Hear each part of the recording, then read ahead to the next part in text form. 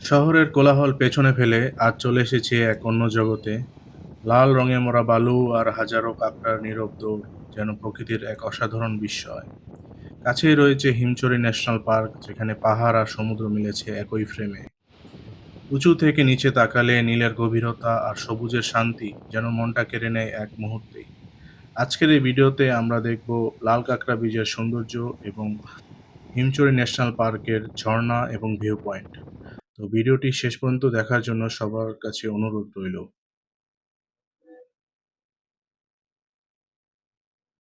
এবারে যাত্রা শুরু হচ্ছে ঢাকার মুগদা ইউনিক বাস কাউন্টার থেকে।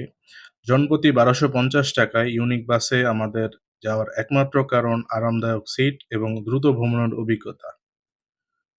সকাল ৮:৩০টার মধ্যে আমরা পৌঁছে যাই বৃহত্তম সমুদ্র সৈকত কক্সবাজারে। ডলফিন মোড় থেকে আমরা রওনা দিই আমাদের রিসর্ট মেরিন বে ক্যাম্পিং বিচ রিসোর্টের উদ্দেশ্যে। দর্শক, এখন আমরা আছি মেরিন বে গ্ল্যাম্পিং বিচ রিসোর্টের ঠিক অপোজিটে, দরিয়া বিচের একদম কাছে। দরিয়া বিচের ঠিক অপোজিটে আমাদের এই কটেজ, তারপর হচ্ছে এই তাঁবুগুলো রয়েছে। তো চলুন দেখে আসি এই তাঁবু এবং কটেজের কিরকম পরিবেশ। প্রথম রিসোর্টটি হচ্ছে ছায়াবীথি বিচ রিসোর্ট। বাজেট যদি ৮,০০০ টাকার কম হয় তাহলে এই রিসোর্টে আসতে পারেন। এই রিসোর্টের বিশেষত্ব হচ্ছে ছাউনি ঘেরা এই বাসাগুলো একদম সমুদ্র পাড়ের বাসাগুলোর মতো। আমাদের সেকেন্ড রিসোর্টটি হচ্ছে চাঁদের বাড়ি বিচ রিসোর্ট। এই রিসোর্টে আসতে হলে আপনাদের বাজেট যদি ১০,০০০ মধ্যে হয় তাহলে এখানে আসতে পারেন। কাপল কিংবা ফ্রেন্ড সবাই মিলে এখানে থাকতে পারবেন। ১০,০০০ টাকার ভিতরে যেকোনো বাসা পেয়ে যাবেন। কিন্তু ১ মাসের আগে বা ১৫ দিন আগে যদি বুকিং করতে পারেন তাহলে ভালো। কারণ এখানে আ রুমগুলো বেশিরভাগই খালি থাকে না। এর রাতের সৌন্দর্যের জন্য রাতের বেলা এই রিসোর্টের সৌন্দর্যটা ফুটে ওঠে যখন এই ত্রিকোণাকার বাড়িগুলো অনেক আলোকিত হয়ে থাকে। আমাদের ৩য় রিসোর্টটি হচ্ছে মেরিন বে ক্যাম্পিং বিচ রিসোর্ট। এইবারের কক্স ভ্রমণে আমরা এই রিসোর্টেই থাকছি। জনপ্রতি ৳৫০০ নন এসি তাঁবু এবং জনপ্রতি ১২০০ প্লাস টাকায় আপনারা এসি তাঁবু পেয়ে যাবেন। এখানে ছোট থেকে বড় অনেক তাঁবু রয়েছে। বাথরুমও তুলনামূলক বেশ ভালো মানের। এখানে এতজন মানুষের জন্য ৬ টিরও বেশি ওয়াশরুম রয়েছে। আর খাবারের জন্য আপনারা যেকোনো কিছু অর্ডার দিতে পারবেন। তো চলুন দেখে আসি এদের ওয়াশরুমটা কিরকম। তো এখানে এক ধরনের ওয়াশরুম রয়েছে, আবার পিছনের দিকে ওয়াশরুমগুলো আরেক রকম। তো এটা আমরা ফার্স্টে আমরা এই বাথরুমটা দেখি। প্রায় সবই উপকরণ রয়েছে আমাদের ওয়াশরুমের যতগুলো উপকরণ প্রয়োজন। তো দেখতে পাচ্ছেন বিভিন্ন রকমের তাঁবু এখানে রয়েছে কাপলদের জন্য, ফ্রেন্ডদের জনদের জন্য। এখানে জনপ্রতি হিসাব করে আপনাদের তাঁবুটা সিলেক্ট করা হয়। তো এটা অবশ্যই ম্যানেজারের সাথে কথা বলে নেবেন যেকোনো তাঁবু আ থাকার আগে। তো আমরা চলে যাচ্ছি পাশের তাঁবুতে। এই পুরোটাই মেরিন বে ক্যাম্পিং বিচ রিসোর্টের মধ্যেই রয়েছে এই তাঁবুগুলো। তো আমরা ৪ জনের একটি তাঁবুতে এবার থাকছি। তো এখানে দেখতে পাচ্ছেন ছোট, ছোট অনেকগুলো তাঁবু, এগুলা ২ জনের তাঁবু। তো এখানে জনপ্রতি ৳৫০০ য় আপনারা এইসব তাঁবুতে থাকতে পারবেন। ২ জন হলে ১,০০০, ৪ জন হলে ২,০০০। তো দেখতে পাচ্ছেন এখানে সবাই মানুষ অনেক আরামে শুয়ে আছে, তারপর রিল্যাক্সে সময় কাটাচ্ছে। তো চলুন আমরা একটু ঘুরে দেখি এই পরিবেশটা কিরকম। তো দেখতে পাচ্ছেন খুবই রিল্যাক্স একটা প্লেস, যেখানে আপনার নিজের স্বাচ্ছন্দ্য মতো একান্ত সময় কাটাতে পারবেন। তো ওই যে দেখতে পাচ্ছেন আরেকটি ওয়াশরুম। একটু পরে আমরা ওয়াশরুমটাও দেখব। আমরা ১ম এ আমাদের তাঁবুটা দেখে নেই, যে তাঁবুতে আমরা ৪ জন এবার থাকছি। বেশ বড় একটি তাঁবু। একই তাঁবুর ভিতরে বাতাস আসা যাওয়ার বেশ জায়গা রয়েছে এবং আমাদের ঘুমানোর জন্য আমাদেরকে জাজিম দেওয়া হয়েছে। এই জাজিমে আপনারা রাতের বেলা অনেক ভালোভাবেই ঘুমাতে পারবেন। তো দেখতে পাচ্ছেন তাঁবুর পরিবেশটা কিরকম। এবার চলুন আমরা আমাদের এই সাইডের যে বাথরুমটা আছে এটা দেখে আসি যে বাথরুমের পরিবেশটা কিরকম। এখানে থাকার উপযোগী কিনা বা ইউজ করার উপযোগী কিনা। এখানে দেখতে পাচ্ছেন ঝর্ণা রয়েছে, দেন হচ্ছে আ চেয়ার কমোড রয়েছে। তো ইজিলি যারা ওয়াশরুমের জন্য হ্যাসেল ফিল করেন তারা এখানে ইজিলি সবকিছু করতে পারবেন অনেক সহজেই। তাদের কোনো প্রবলেম হবে না আশা করি। তো দেখতে পাচ্ছেন এখানে ভিউ পয়েন্টটা প্রচুর পরিমাণ বাতাস এখানে অবিরত আসতে থাকে। এ কারণে দিনের বেলা বাইরে থাকলে আপনি অনেক ভালো ফিল করবেন। দুপুরে লাঞ্চ করার জন্য আমরা চলে এসেছি সি ফুড ক্যাফ 2 তে, যেটি লাল কাঁকড়া বিচের ঠিক অপোজিটেই রয়েছে। তো এই ক্যাফেতে আপনারা সামুদ্রিক মাছ থেকে শুরু করে বিভিন্ন ধরনের প্যাকেজ পেয়ে যাবেন, সব রিজনেবল দামেই। ২০০ থেকে ৪০০ র ভিতরে সব ধরনের প্যাকেজ পেয়ে যাবেন। আমরা ৳৩৫০ র একটি প্যাকেজ নিয়েছিলাম, যেটি আমাদের বেশ ভালো লেগেছে। পরিবেশটাও বেশ ভালো। দুপুরের খাবার শেষে আমরা রওনা দিলাম লাল কাঁকড়া বিচের উদ্দেশ্যে। সরু একটি ব্রিজ দিয়ে আমরা যাচ্ছি লাল কাঁকড়া বিচের দিকে। দুপাশের বিশাল গাছের সারির মাঝ দিয়ে আমরা হেঁটে চলেছি লাল কাঁকড়া বিচের দিকে। সুপ্রিয় দর্শক, আমরা আছি এখন লাল কাঁকড়া বিচে। চলুন আজকে এই ভিডিওতে পুরো বিচটা ঘুরে দেখি।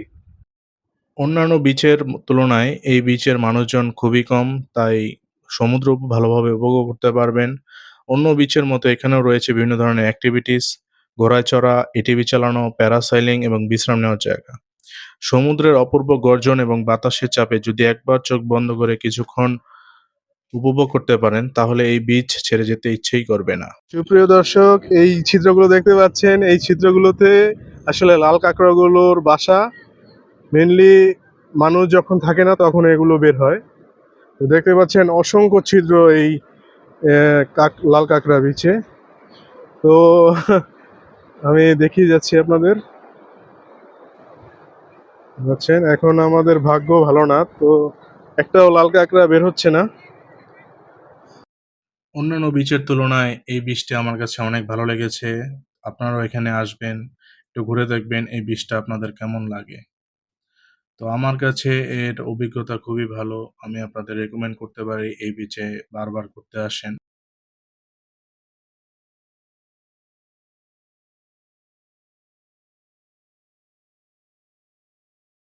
এবার নিজেকে আর ধরে রাখতে পারছি না, তাই জুতা খুলে সমুদ্রের পাড়ে নেমে গেলাম এবং সমুদ্র উপভোগ করার জন্য এখানে হেঁটে, হেঁটে একদম হিমছড়ি পার্কের উদ্দেশ্যে রওনা হলাম।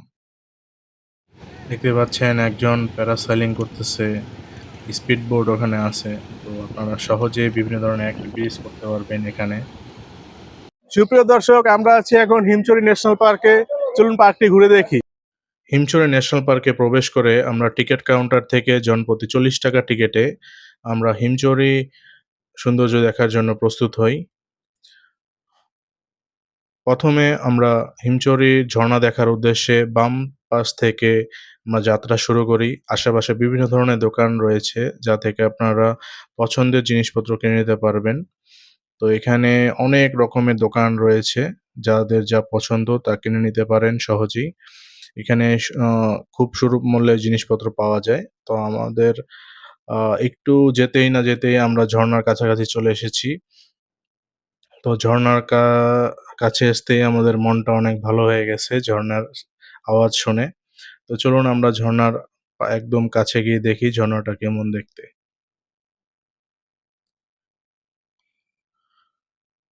তো ঝর্ণার যতই কাছে যাচ্ছি মনটা ততই ভালো হয়ে যাচ্ছে। চলুন আমরা একটু ঝর্ণার আওয়াজ শুনে আসি। ঝর্ণার সাউন্ড একদম ক্লিয়ারলি শোনার জন্য আমরা একটু সামনে এগোতে হবে। একটু সামনে এগোলেই আমরা ঝর্ণার সাউন্ডটা একদম ক্লিয়ারলি শুনতে পারবো, যেটা শুনে আমাদের মনটা একদম ভালো হয়ে যাবে। সমুদ্রের পাড়ে এসে যদি ঝর্ণার একটা সাউন্ড শুনতে পারেন, তাহলে ফিলটাই অন্যরকম।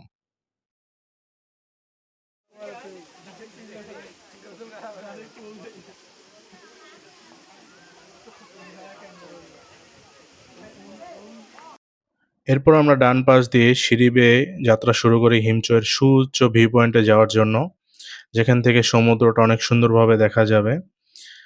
দুপাশে সিঁড়ি হওয়ার কারণে মানুষজনের চাপ একটু কম মনে হলো। এখানে অনেকগুলো সিঁড়ি উঠতে হবে, এ কারণে একটু ধৈর্য নিয়ে উঠতে হবে। কিন্তু একবার যদি উপরে উঠে সমুদ্রের ভিউটা দেখতে পারেন, তাহলে আপনার মনটাই ভালো হয়ে যাবে। তো একপাশে সমুদ্র এবং একপাশে বনাঞ্চল যদি আ দেখে, দেখে আপনার ভালো লাগে তাহলে সিঁড়ির যে ওঠার যে কষ্টটা সেটা আর ফিল হবে না। তো আমরা আ সিঁড়ির পর সিঁড়ি উঠতে থাকি। মাঝ পয়েন্টে আ একটু রেস্ট নেই। কারণ এখানে অনেকগুলো সিঁড়ি, অনেক খাড়া একটা পথ পাড়ি দিতে হবে। তো আমরা জায়গায়, জায়গায় একটু দাঁড়িয়ে একটু ফুটেজ নিচ্ছিলাম। তো দেখতে পাচ্ছেন এই ফুটেজগুলো এখান থেকে সমুদ্রটা কিরকম দেখা যাচ্ছে। এখানে দেখতে পাচ্ছেন যে আই লাভ হিমচরির যে ফটো বুথটা রয়েছে, এরপরে কিছু সিঁড়ি যদি আমরা পাড়ি দেই তাহলেই আমরা ভিউ পয়েন্টে চলে যেতে পারবো।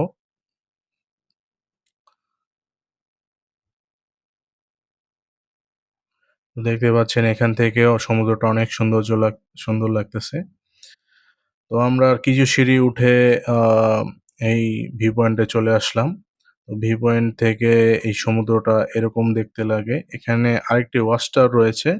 যদি ওয়াচ টাওয়ারটাতে উঠতে পারতাম তাহলে খুবই ভালো হতো। কিন্তু ওয়াচ টাওয়ারটা এখন বন্ধ রেখেছে। সে কারণে আর ওয়াচ টাওয়ারে উঠতে পারলাম না।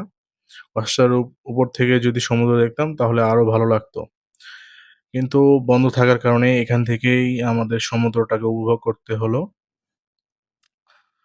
তো দেখতে পাচ্ছেন এখানে অনেক মানুষ এসেছে। কেউ এর পাশের বিল্ডিং এর ছাদে উঠে গেছে। এখানে একটি সিঁড়ি রয়েছে যেটা দিয়ে এই ছাদে ওঠা যায়। তো দেখতে পাচ্ছেন এই ভিউটা, এই ভিউর কারণেই এত কষ্ট করে আমরা এত উপরে উঠেছি। প্রায় সন্ধ্যা হয়ে আসছিল। এজন্য আমরা আবার বিচের পাড়ে সূর্যাস্ত দেখতে চলে গেলাম। সূর্যাস্ত দেখা শেষে আমরা আবার আমাদের রিসর্টে ফিরে গেলাম একান্ত সময় কাটানোর জন্য। তো আজকের এই ভিডিওটা এই পর্যন্তই। আজকের এই ভিডিও যদি ভালো লেগে থাকে তো অবশ্যই আমার চ্যানেলে লাইক এন্ড সাবস্ক্রাইব করে পাশে থাকবেন।